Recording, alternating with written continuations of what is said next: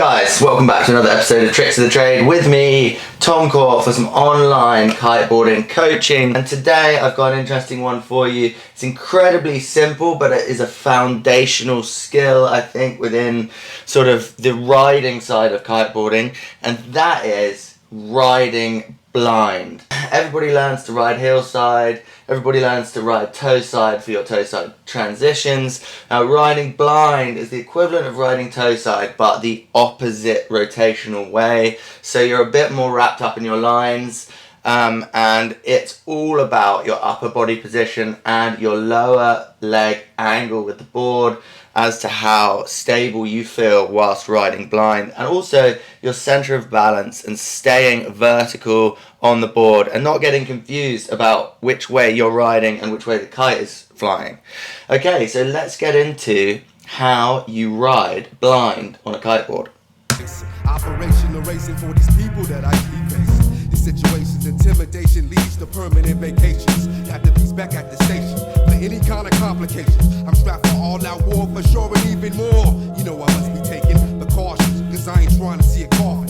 When you're coming into riding blind, you want to be coming in with a sort of medium speed, not too fast, not too slow, something that's nice and easy for you to maintain a planing speed on that board. You want to rise your kite up a little from your regular riding angle, so it goes up to about 11 o'clock, but still pulling you forwards in the direction in which you're riding.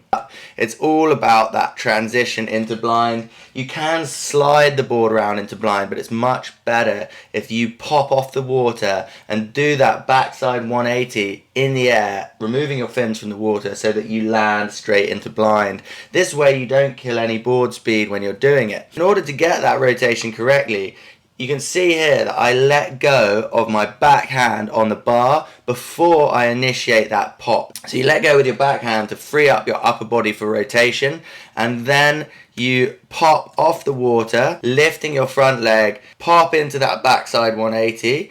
One of the most important factors of blind is that you rotate enough around that backside 180 into blind. If anything, you want to rotate more than you think so that you don't land block side and catch your back edge.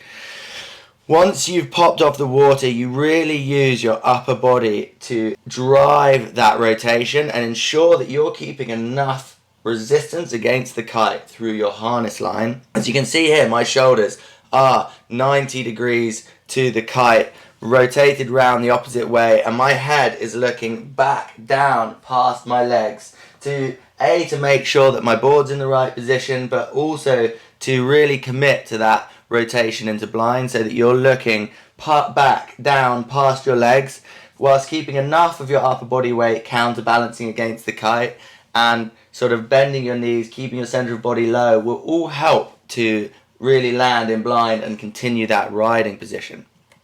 The one hand that you do have on the bar, you really want to be in the center of the bar so that you don't oversteer the kite, and you want to do as little with the kite as possible whilst you're in blind.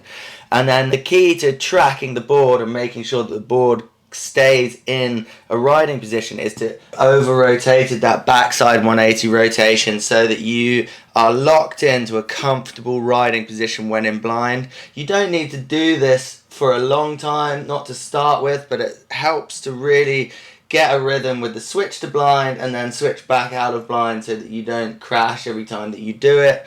Once you're locked into that blind rotation and you're riding blind with your shoulders rotated, you then start to think about coming back out of blind. Now, I think this is easier to slide back out of blind than it is to pop back out of blind.